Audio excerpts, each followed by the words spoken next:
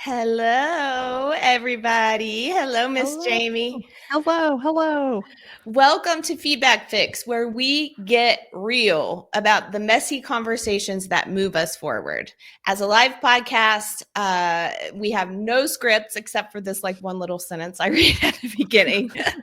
No do-overs, just unfiltered, honest conversations happening as they unfold. So I am so excited to introduce today's guest, Jamie Cox, founder of Strange Salt and brand strategist extraordinaire. Jamie, before we get started, will you share with us what you're working on right now?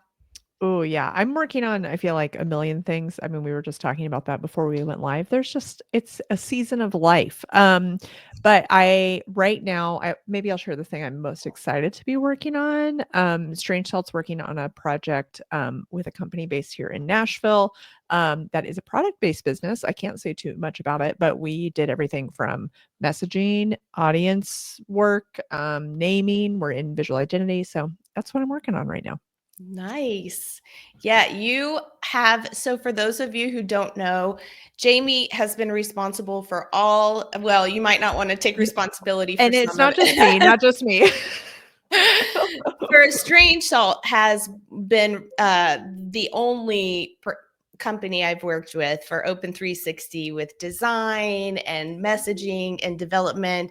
And you are just a freaking rock star. Thanks. You are on so So are the many. people that I work with, to be clear. I Thank wouldn't be a you. rock star if I didn't have those rock stars, That's so true. They are. Every part of the experience of working with you has really been amazing. And Thanks. it, and one of the most amazing things to me is the way that you've handled feedback, in particular feedback from me. Um, and I just am amazed by it. And I've talked to my friends about, I don't know how she does it because I know you put your heart and soul into your work. And for somebody to give you feedback, it's for me, it's hard. It would be heart wrenching. But before we get into your story, I want to know, what is your reaction to the word feedback? What do you think about when you hear that word? Yeah. Well, I think my perception or reaction to it has definitely changed over the years. But I feel like I have a pretty what is the right word? I have a pretty like level set reaction to the word feedback. And I think part of that comes from I went to art school. So critiques were part of kind of every single day. And they weren't very well informed critiques. They were just kind of, what are you feeling right now? Pour it all out on the person you're talking to. So I feel like I did kind of like develop tough skin in maybe the worst way possible in that situation. What do you But mean? it makes all feedback now feel a little less personal, which Yeah. feels good. So you mean trial by fire, like Yes. yeah, just having to suffer through that. And now smaller feedback or less, I don't want to say aggressive, but I'm thinking like Yes. less aggressive feedback just feels okay. Yes. Well, and I feel like it feels more okay too, because usually when I'm getting feedback, we're both after something better, something bigger. Like we're trying to get to a different place. Whereas previously it was more just like, oh, we have to give feedback even if we don't have any. I mean, that's like the art school model. So I could go on and on about that. I won't bore you, but No, honestly, that's what really, to me, I feel paralyzed by the thought of that.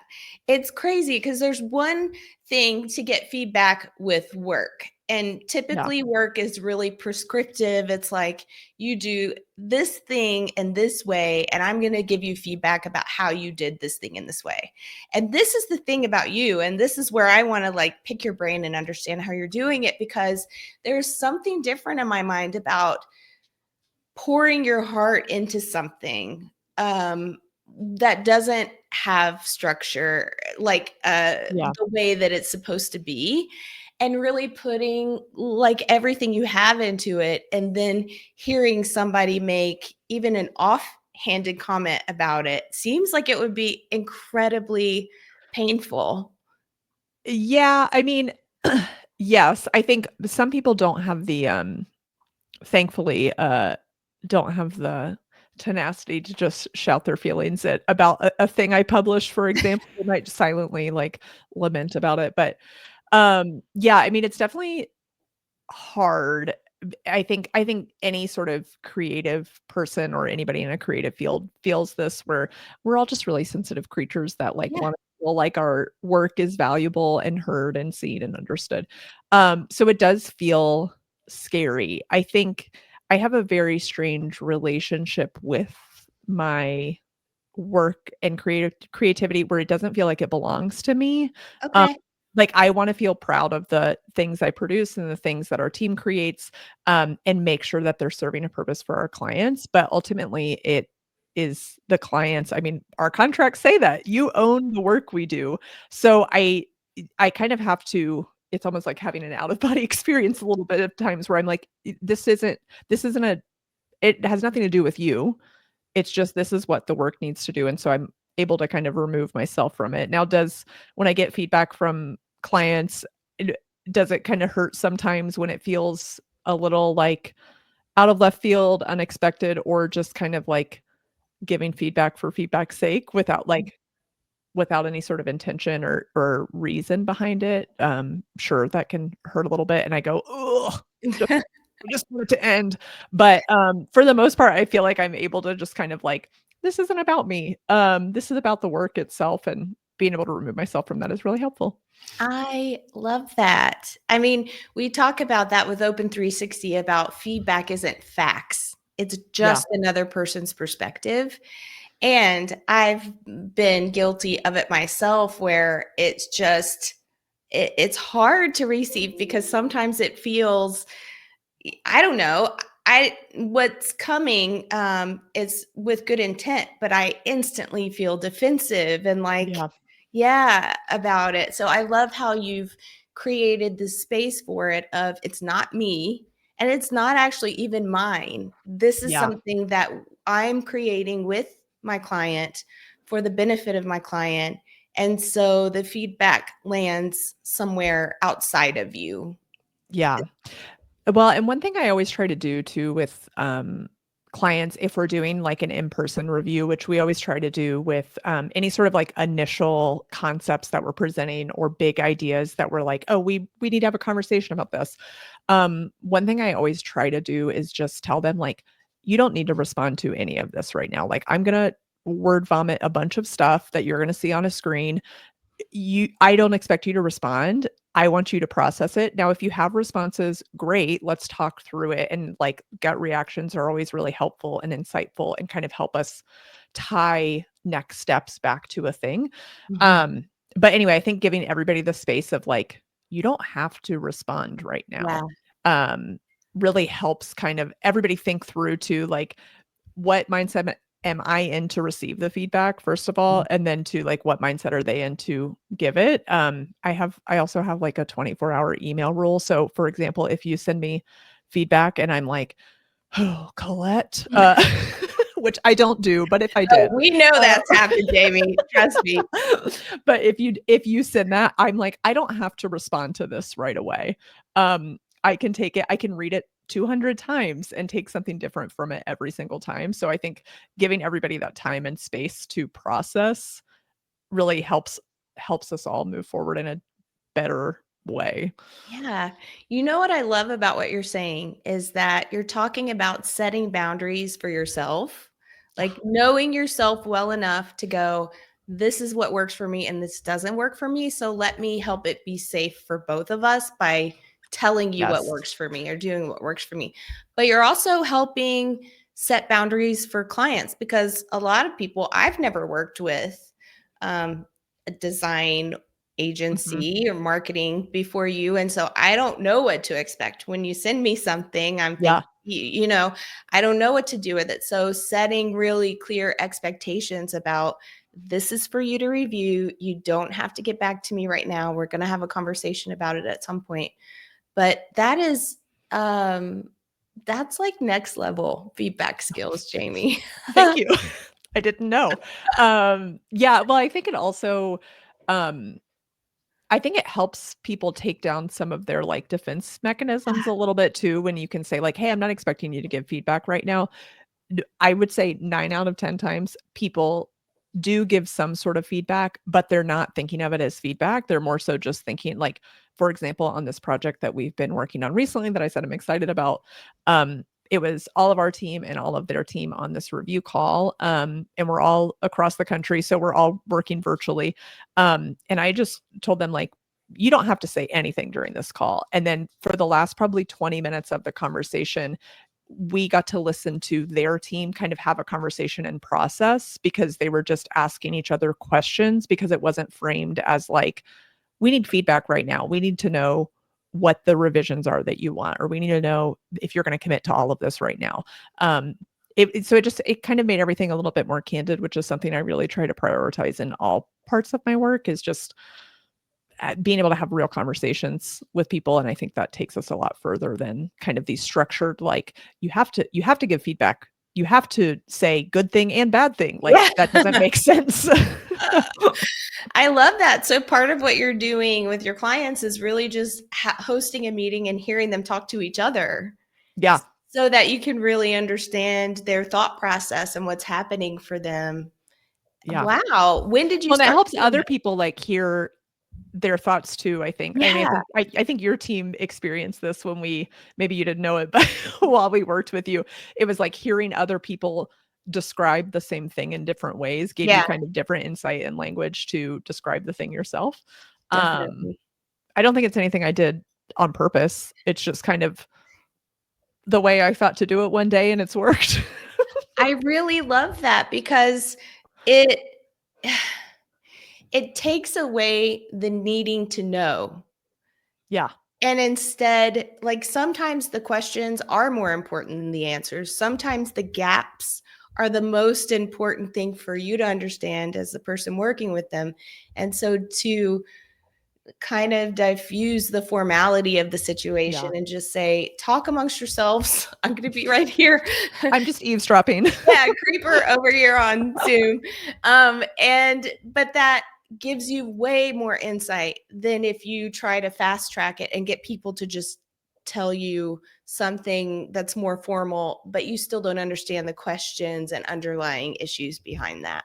Yeah. And it also takes away, I guess, a level of filter I think people have if I was asking for written feedback, or and not that that's not helpful. It is, especially in like very tactical things where it's like put a period here, you know. Mhm. Um, but it takes away our filter a little bit and gets um lets us look at where the feedback's coming from, and if a lot of times people will propose like change this to this, and Mhm. that's not really helpful for us. What would actually be helpful is this isn't working because of this. What's the Mhm. solution? Like it helps us get to a different place that maybe neither of us saw possible. But if we're Yeah, filtering it through, you have to give feedback in these parameters, or you have to write it down or whatever. It just, I think we kind of get in our heads a little bit about it.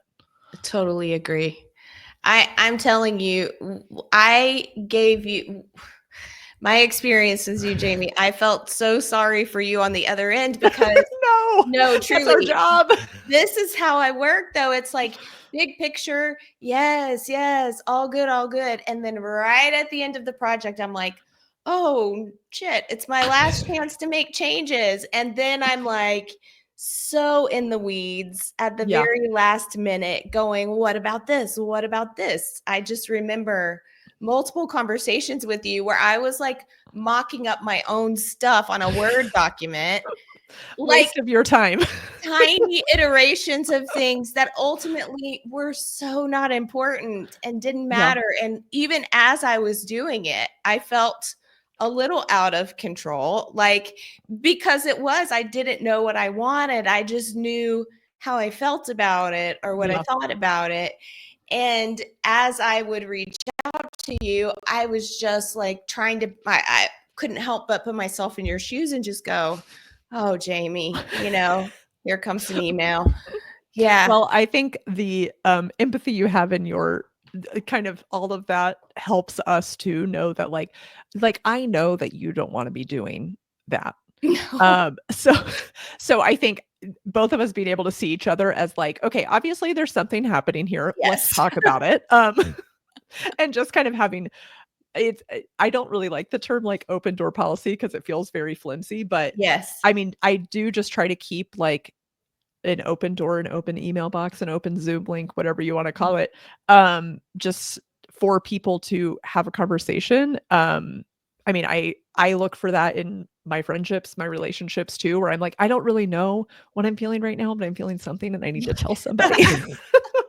And I think it just helps us get to a new place Yeah. or helps us I mean, I think we all just want to be seen, heard, and understood. And I think Yeah. that helps us get there too, where it feels like the things that are that might feel out of your control, like you do have some control over them, but it's just like realizing the answer you think it is might not be the answer.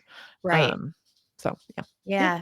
I think what we found worked best at the end was just like looming back and forth, sending Yeah. looms back and forth or something. And you're right. There's just something about getting it out there. And it's like, Mhm. I don't know what to do with it, but here's what I'm thinking.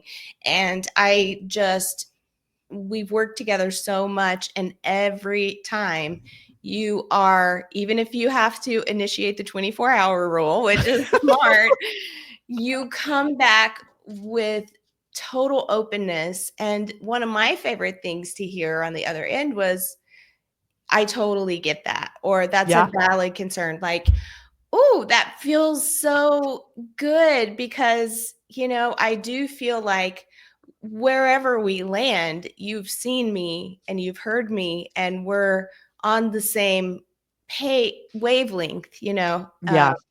that feels really good. And I think you are exceptionally good at that. Thank you. Yeah, I mean, part of my job too is to help you and any other clients I work with stay focused on the thing that we're scoped to do and that we need to focus on. So and a lot of that is just like when those kind of shiny objects, as I call them, come up, or like the distractions or the concerns that are legitimate come up, like being able to address them in a way that feels like even if we can't get to it right now, I've seen this, Yeah. and yes, we're going to talk about it, but let's focus on the thing at hand Yeah. first, get through that, and then we can talk about this. And I think that's a really, um, it's like a trademark of a strategist, I guess, Yeah. is to be able to keep the guide, like the guardrails up. Yes. It is a special skill. Yes. So today we are talking also about your most impactful feedback experience. And it could be feedback that you've given, feedback that you've received.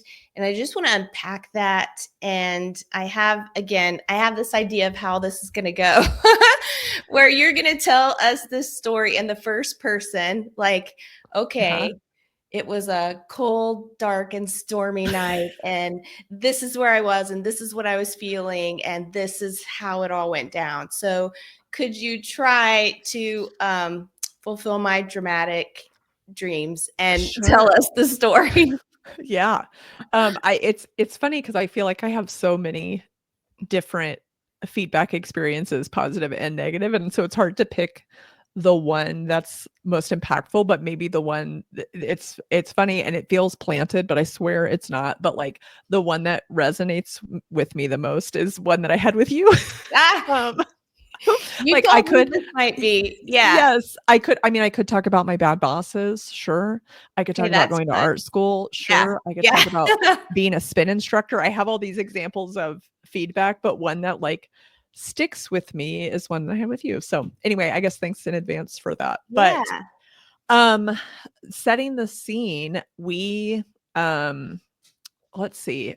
I mean, it was like 2 years ago. It was the spring. I do remember it was the Okay. spring because there's a certain energy that I have in the spring that I don't have in the winter or fall.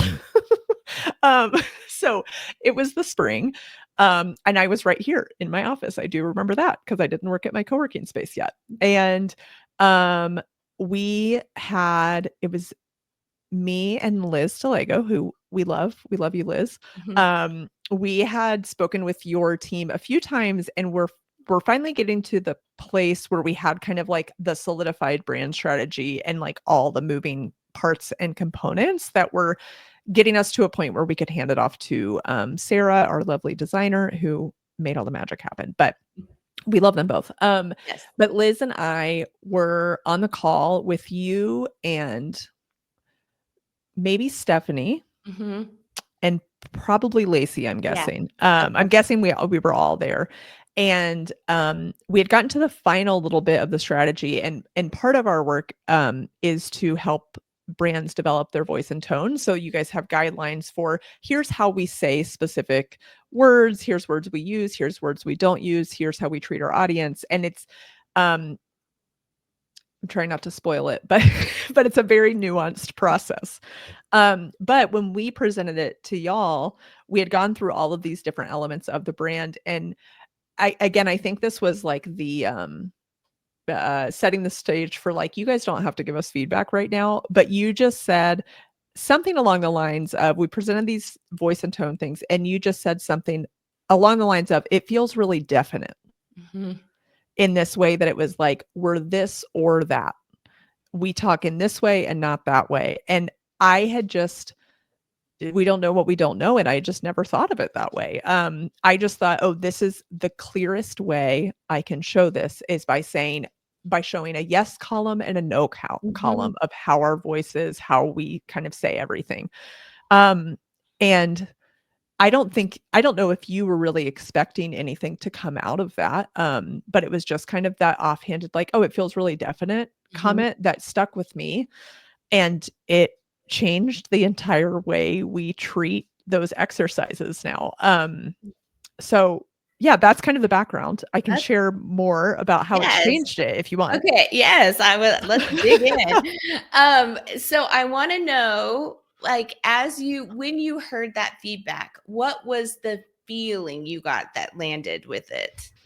Mm. Um, I mean, I try to approach all of those conversations out of a place of curiosity. So I think it Mhm. was mostly like a feeling of intrigue where it was like, Okay. huh, I had never heard anybody describe it that way.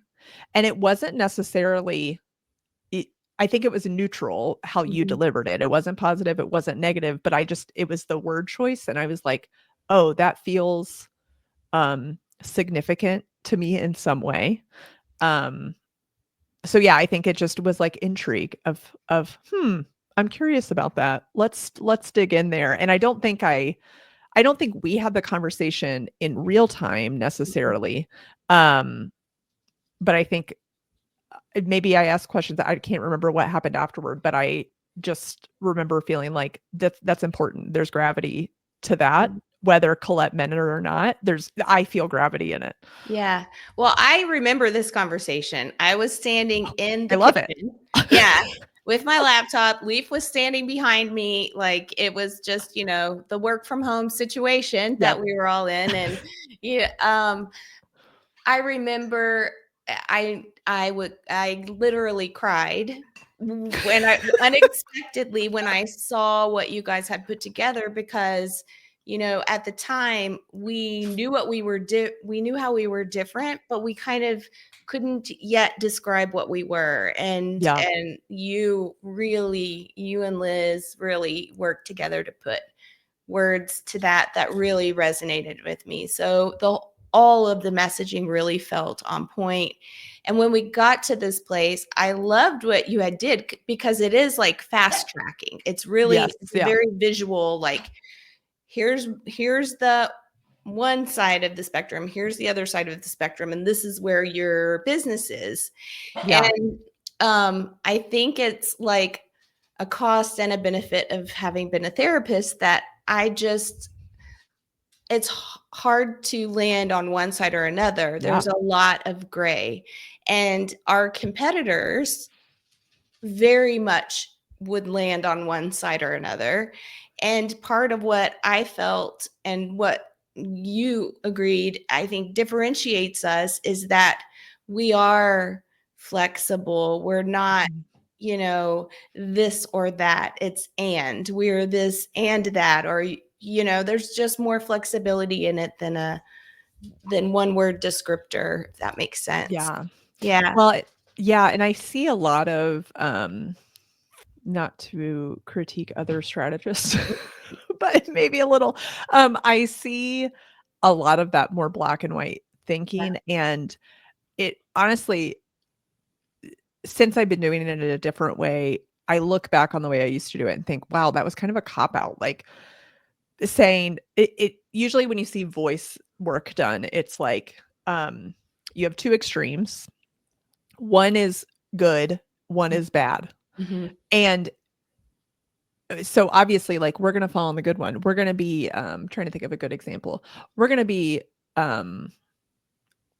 authentic and not cheesy. Like nobody's ever going to want to be Easy, cheesy. authentic. Yeah. So it's like obviously everybody's going to want to fall into the authentic side and not Yeah. the cheesy side. So it just feels like a little too on the nose and Mhm. not important, not helpful as y'all navigate kind of the roller coaster of not just running a business but marketing your business, Yeah. and like having that kind of black and white thinking is not going to help. So the way we've done it now, and this is not anything new, I've seen a lot of other people do this, is just like really tear apart this nuance between words where we see, this is just an example, but we see Open 360 as being empowering. So what does that mean? Like, Mhm. and then digging into what does the extreme version of that mean, that might be kind of more of that, actually Sarah calls them brand shadows, which I Mhm. love, where it might be like a little off-putting for some people, and maybe that's on purpose. Yeah. Um, versus like where do we fall where it feels really comfortable, and it feels natural, it feels authentic. So anyway, we do this whole scale thing now where we talk about, yes, there's still like extremes on Mhm. either side, but they're more nuanced in that, and really just finding the balance of we're more in this category but we're Yeah. still touching this one over here, and then kind of Yeah. giving examples of the different versions of that. So just to kind of again like embrace the gray areas, as Man, you said. Yeah. I love that. So I'm imagining like you have the word empowering and you have like the very lowest button on the empowering scale. It's like, I'll let you go to the bathroom when you want to at work, that's empowering. And then Sure. there's yeah, okay, that's like as small as you can possibly get. Yeah. I'm trying to Yeah. think. So then the higher end of the scale could really look like I think what a lot of companies are afraid of, which is you guys are just going to do whatever you want. Like Yes. Yeah. you run the show, you're not being managed. You are like, have Yeah. too much power. And so I love that idea of a brand shadow because inevitably you will have customers who try to use it or who do use Yes. it Yeah. on the different ends of the spectrum. So really taking a close look at that. That's awesome, Jamie. Yeah. Well, and another example that I see a lot is actually we talked about this earlier, like Mhm. empathetic. I see that used a lot in brand language. We all want to put ourselves in our customers' shoes, all of that. But there's an extreme version of that I see a lot of brands take on sometimes too, because they think they're being empathetic, but really they're just being like it's like coddling, I would say, Okay. is like the shadow there, that we're like, okay, we're not going so far that we're like, oh, customer, you need help checking out in your cart, just send us Mhm. an email. Like, no, you have to again balance that empowering side, Yeah. and so that's kind of where the nuance comes into play, where it's how are we empathetic, we're not coddling, but we're letting people, like we're leading with understanding, for example, or Yeah. curiosity, however that looks. So there's all sorts of different ways that takes shape, and it really just it boils down to, again, those conversations and how we hear people talking about their business and the way that they are shaping their products. So yeah. So you have there's this space between hearing the feedback with curiosity and going like, "Oh, there is something there," to actually now having a new process that you Yeah. use that improves your process for customers. So how did that happen? Yeah. So I will say, so Strange Salt is built very uniquely. We are all building our independent businesses, and then we come together to work on bigger projects when it makes sense. We build our independent businesses when we're not working together. So we are all in that kind of interim between projects, learning, growing, trying new things, trying new processes, trying new frameworks, all of those things. And then when we come together, we're sharing like, hey, this is actually how I've been doing this since the last time we talked.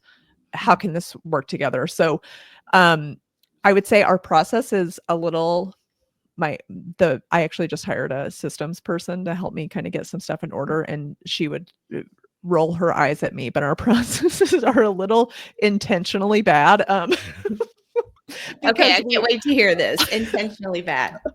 just because we try to make space for these changes. Like I think the whole reason when I started my business and when I started Strange Salt, I mean, a lot of it's built on the fact that not like there's no one size fits all version of this work. So we really have to look at it from every angle and say what's going to work for this client. And what's going to be the most impactful for them. I'm not going to sell somebody a bunch of stuff they don't need. And because that's when it feels terrible, is it when it just sits in a trash can. Yeah. So I think how we changed the process, I mean, every time I do it, I feel like I change it a little bit, and hopefully it's for the better. And I'm just trying to keep a record of how did I do it last time, going back and I actually just reviewed y'all's strategy document a few weeks ago, because I was just looking at like, how did I do it 2 years ago?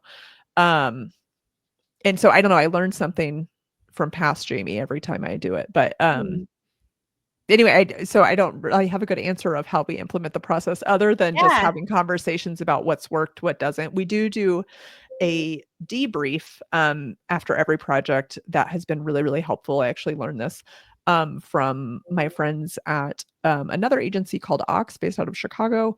But they do a thing called 4 Simple Lists. I'm not sure if it's their practice or if it's, a tool a lot of people have done, but basically every time Strange Salt does a project now, all of the members that worked on it come together at the end, and we look at what, man, now I'm going to forget what they are. It's like what went good, what was missing, what was confused, and what was wrong.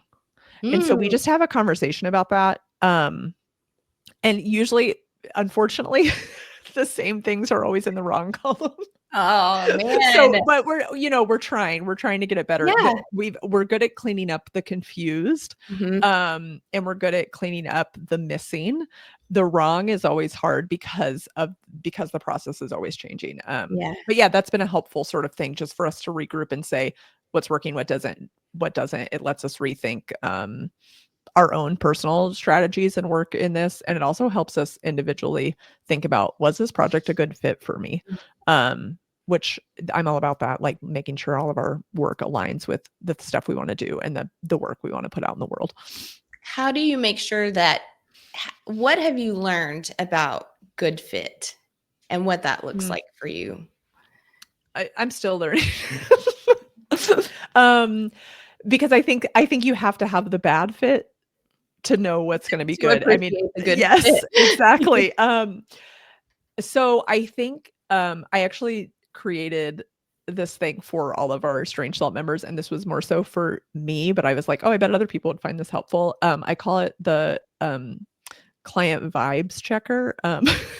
And it stands for something, and now I cannot remember what it was, but essentially I rank, like when I meet a new prospect, I go through and I rank on these different categories. So, I wish I could remember what all they are, but one is, I know values.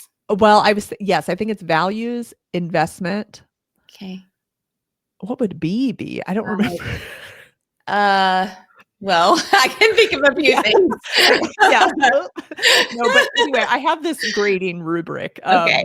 And I'm sorry, I can't think of it right now. But and I rank them based on this. And it's kind of like a gut check to be like, is this actually going to work? And I know things that I do look at a lot are, B, budget. Oh, there we go. Got it. That's one that is usually a deal breaker. But it's a lot of it's like willingness to do something in a way that they might not be thinking. So for example, if I get on a call with a client and they're like, I need this and I need it this way, that's an automatic no for me. Okay. Because I'm like, you already have this kind of tunnel vision Mm. of this is how this thing has to be done, which means you're not really open to the feedback, the process, the kind of gray areas that we've been talking about that actually make this Yeah. work impactful. Um, and so a lot of it is that and just kind of like the willingness to try something new. I think I learn a lot in the 30 minutes that I talk to somebody and kind of like our discovery call. I ask a lot of questions in that. And I have some people who brush those questions off as, oh, that's not what I'm trying to do, or oh, that doesn't feel important to the project.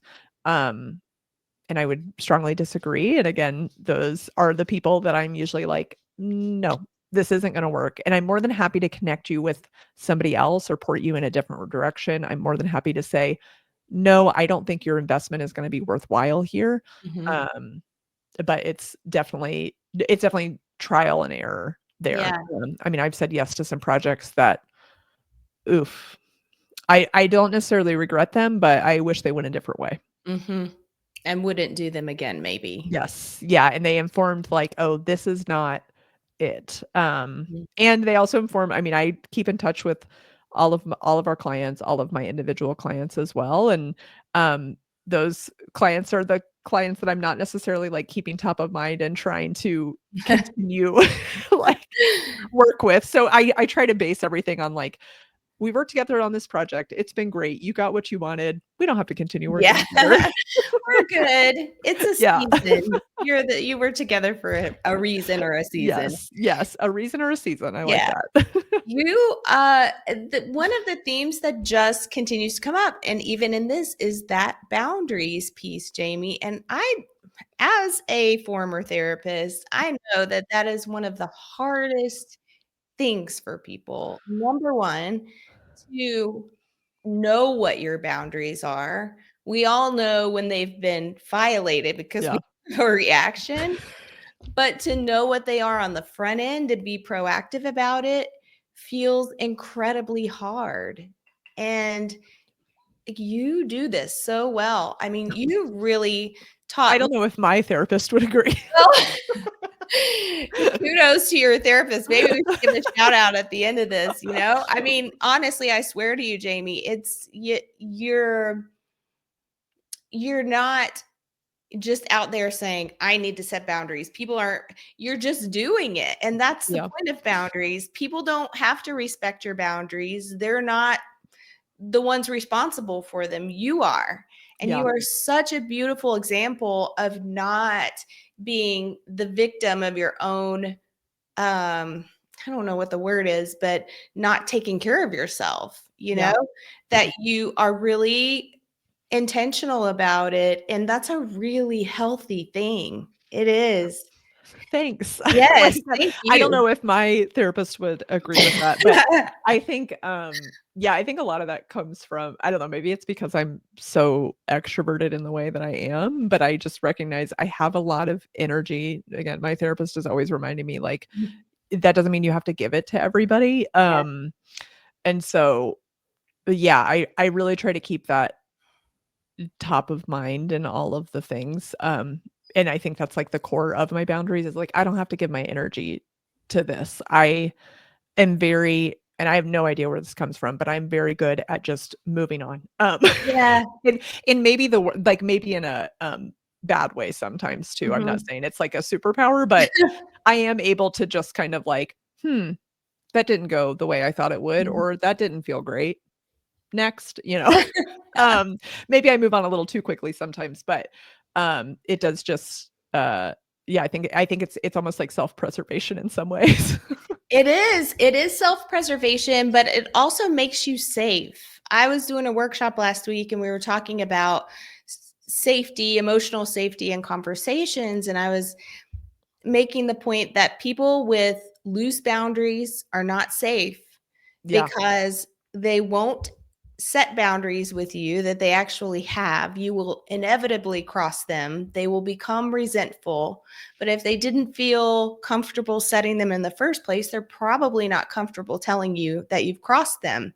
And yeah, it becomes people who don't set boundaries for themselves and make that clear and take care of themselves in that way are just typically not safe people to have Yeah. relationships with. And just like the other side is true, people with really rigid boundaries who won't flex for other people are Yeah. also not safe because, you don't get to participate in that relationship. Yes. Yeah, it's hard. I feel like I've worked on, or I guess I've been in different areas of my life. I feel like I've fallen in both ends of those spectrums.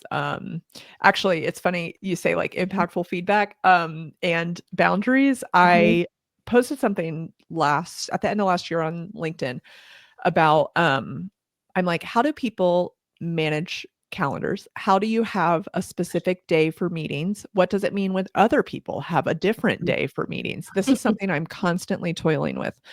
And one of my former clients, again, it's like she wasn't giving me feedback. She just kind of offhanded wrote this thing. And it was basically like, if you have too rigid of boundaries, you're going to break, and it was talking about like this calendar boundary. And right now, I should have listened to her.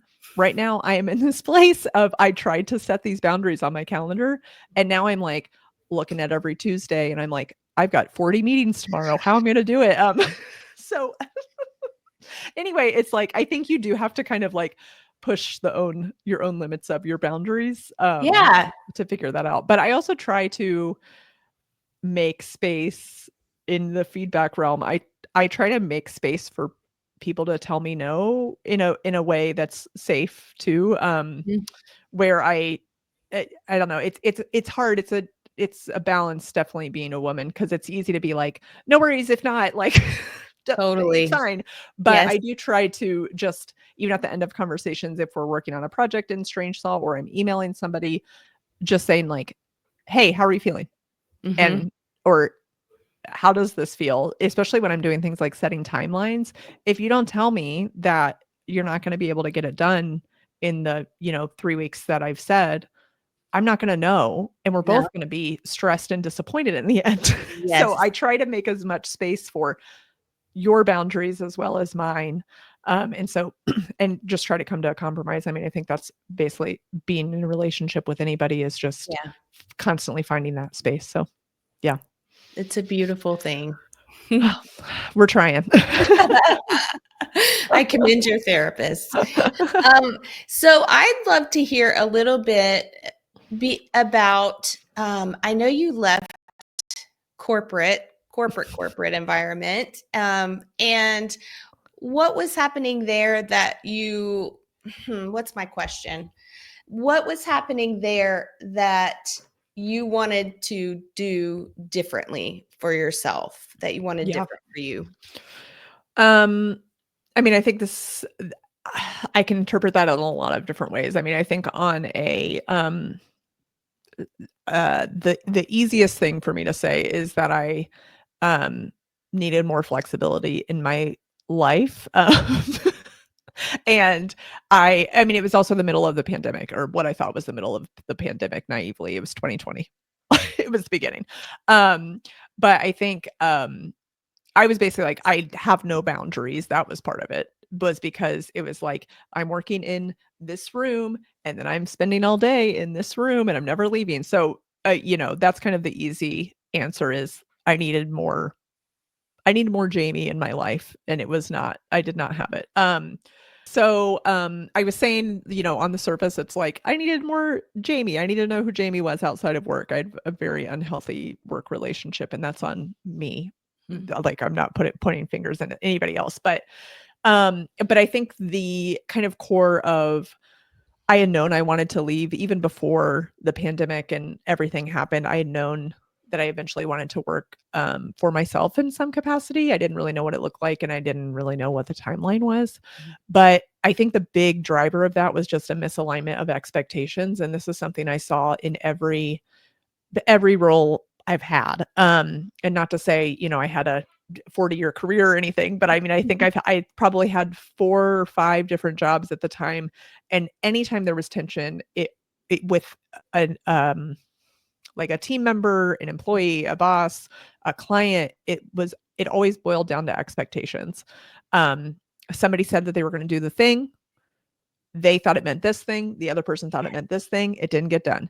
Or the client thought the scope of work was this and it was this, and now they're mad that we are asking for more money. So I think really what I'm trying to do in everything is be crystal clear, super transparent about what I will and won't do, what our team does and doesn't do at Strange Salt. And also, I mean, who I will and won't work with. Mhm. That's something, I mean, I talk about that a lot, about living your values. And, you know, I have green hair for a reason. It's meant to attract the right people and repel the wrong ones. And that's kind of how I try to build my business, and also encourage anybody I'm working with to build theirs, to find that kind of space of, um, from the get-go, who are you for, who aren't you for? And that in and of itself is like setting a level of expectation. You taught me that because, you know, when I came on board, I'm like, no, I want everybody to like me. I want everybody Yeah. to use us. And you're like, you know, if you're not repelling some people, you're not attracting the right people. Yes. Yeah. That is such a huge Hard. lesson. It's hard. And it is really liberating too, to like, oh, I'm not for everybody. I don't have to. I was actually just writing a little article about control and branding. Like, we want to think we have control over all of these things, but we really don't. I mean, all we can control is what we're putting out there, but how other people perceive us, you said this earlier, that's on them. And so once you kind of realize you don't have any control, the world becomes a little bit more of your oyster. I refuse to accept it, Jamie. I Oh, trust refuse. me, I know. I'm writing it. I'm writing it for myself as much as I'm writing it for everybody else. All the things I publish, all the content I produce is usually a reminder that I need. And Yeah, it just happens that my audience needs it too. that is so good. I do really enjoy your newsletters and all the stuff that Thanks. you're creating. Thanks. So let's talk about who needs to reach out to you Yeah. Who and needs how to do reach they out do to me? that? Mhm. Yeah. So I would say, so there's two parts of my business, but I'll put you in the right place if you reach out to me. So don't worry. But I would say any business owner who's looking to show up in a more meaningful way and make their marketing count more. I think a lot of us are focused on the thing, like whether that's, oh, I want to get on Instagram. I want to launch a podcast. I want to do whatever I want to do. I want to Mhm. make a one pager. We're all focused on the thing at the end, but we're missing all the steps in the middle that actually help that thing be impactful. So if you want that thing to be more impactful, I'm your gal. And we've got a team at Strange Salt who can help. And if I'm not your person, I probably know somebody who is. So you can learn more about Strange Salt at strangesalt.com. We're a brand agency for businesses who want to do things differently. That's challenging the status quo, challenging systems, antiquated processes that don't serve actual people. So yeah, if you that sounds like you, I'd love to meet you. Yeah. You're a rebel. You love Yes. disruptors.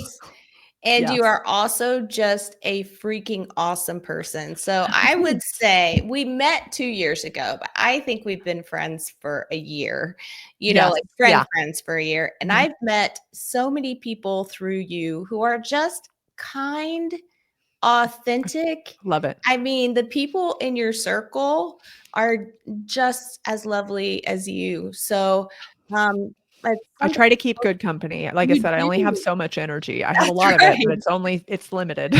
That's right. I recommend you to everybody that I come across who's looking for any sort of design, strategy, marketing, and as in particular small businesses. I Yeah. think you are just so well equipped to take people from nothing. You know, I have a small business and I have a Yeah. little website. I don't know what else I need to really this beautiful built out brand that's a representation of who they are and what they do. Thanks. You rock. You do. Thanks. It's Yeah. always so funny. I always feel like everybody else can describe it better than I can, which maybe is a metaphor for my work. If you have a hard time describing stuff, I'm good at describing your stuff, just I not my know. stuff. You're a brand strategist, Jamie. That's so funny. But you do a beautiful job of it because just Thanks. look at your website. I've sent it to a couple of people recently and they've just been very complimentary just about your website. I'm like, just wait till you meet her. Okay, so to close us out, I want your nugget of wisdom. So, what's one piece of advice that you will give people from your hard earned experience about how to show up to receive feedback? Mm. I think, I think knowing when when you are in a place to receive feedback and Mhm. when you aren't is really, really important. I had actually I'm in a community that we do like a feedback session together every month, and I wasn't able to attend. And the moderator like emailed me and was like, "Hey, if you want to record a video and send, and I can show it to the group and we'll give you feedback, that's great." And I said, I'm feeling very sensitive right now, and I'm not in a place to do that. and and that like gave me space to think, what is the actual thing I need? And the next month I was able to come and show up and ask for feedback and receive it in a way that felt like, oh, I can do this. So anyway, I think knowing when you're ready to receive feedback is important, and then having kind of the courage to say, can we talk about this at a different time? Is really, really important. Yeah, I love that. I kind of have a rule for myself. You and I have encountered this because when I speak, up on a stage or when I'm speaking to a group, I only celebrate that day. Yes, I love that I rule. do not take anything but absolute praise the I day love of it. because it's taken everything I have to get up there and I give everything I have up there Yeah. and that is to be celebrated. I want to celebrate that and I don't want to dilute it and mix it up with the more other stuff that I can do better later. Okay, there's a time for that, but it's Yes. not the day of for me. And so, Yes. yeah, that's a I hard learned that from you yeah. when we had that conversation, and I was like, "Man, I love that." And it also like gave me the words to say, "Oh yeah, that's why some of the feedback I've gotten has felt terrible, is because I was in this high, like riding this high, and then somebody was like, by the way," Oh my and gosh. just crash and burn. Yeah, even if because they're trying to be helpful, right? So they're pointing Yes. out like the one thing that could possibly be pointed out before they forget and right Yeah. away. Yeah. But yeah, there's nothing more deflating I than know. you have just done something that's really hard for you and then have somebody tell you how you could have done it a little bit Yeah. better. And it's like, I already know that. A Yes, lot I of the times know. it's like, I know I could have done better, but Right. I did it, and But we're that's good enough for me. celebrating this right now. Yes. Yes, just celebrating. Yeah. Jamie, I love you. I'm so I love grateful you. to you for coming here and sharing your thoughts and experience. I didn't know you were such a boundary badass until these conversations, and then the theme clearly emerged. So that's Oh, really cool. That's really neat. thanks. Thanks. That's And nice. I I'll yeah, carry that torch with me. that's right. Badge, boundary badass. Thank you so much. And thank you all who are listening. Yes. Thank you, everybody.